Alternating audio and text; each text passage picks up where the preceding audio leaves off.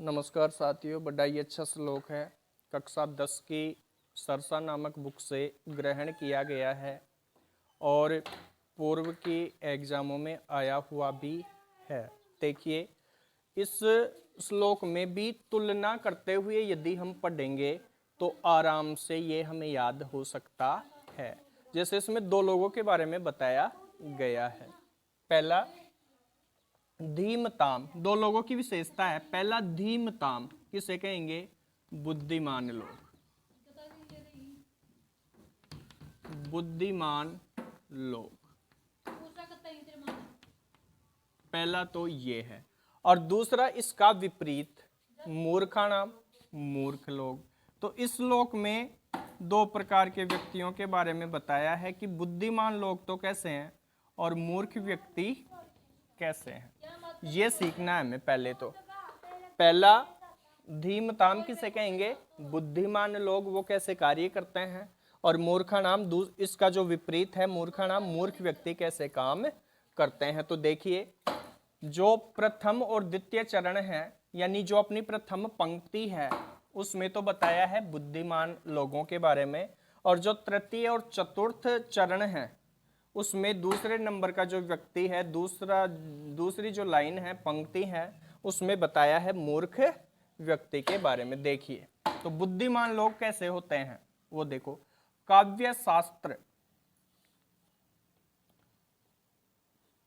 अच्छे सत साहित्य को के विनोदेन, देखो, अच्छे सत्य साहित्य के अध्ययन में विनोदेन गुजरता है। अध्ययन करने से, विनोदेन अध्ययन करने से, जो कि मनोरंजन के रूप में हम मान सकते हैं। कालो समय, काल किसे कहते हैं? समय। गच्छति, व्यतीत होता है या गुजरता है, गुजरता है। धीमताम, बुद्धिमान लोगों का। अब जो प्रथम लाइन है उसका देखेंगे कि धीमताम, बुद्धिमान लोगों का, कालो समय, गच्छति, गुजरता है, किसमें? काव्य शास्त्र विनोदेन, काव्य शास्त्र के विनोद से, अर्थात अच्छे सत्य साहित्य के अध्ययन करने से।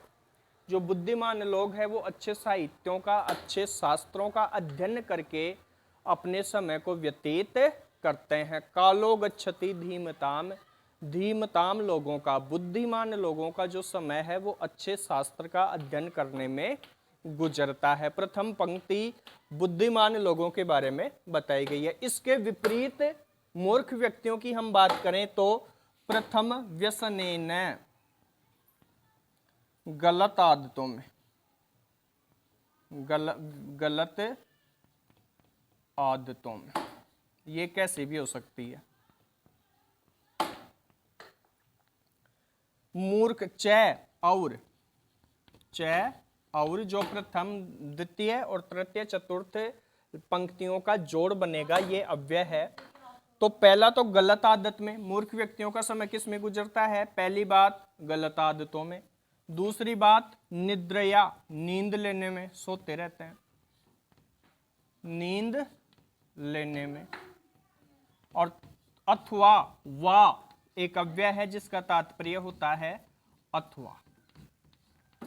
जो तीसरी बात है कलहेन वा, झगड़ा करने में, झगड़ा करने में। मोस्ट सुक्ति है, आई हुई भी है, कालो गच्छति धीमताम। इस प्रकार से इसमें दो व्यक्तियों के बारे में बताया गया है। बुद्धिमान लोग अपने समय का सदुपयोग अच्छे शास्त्रों को पढ़ने में किया करते हैं और उनमें ही उनका समय व्यतीत होता है। कालो गच्छति धीमताम।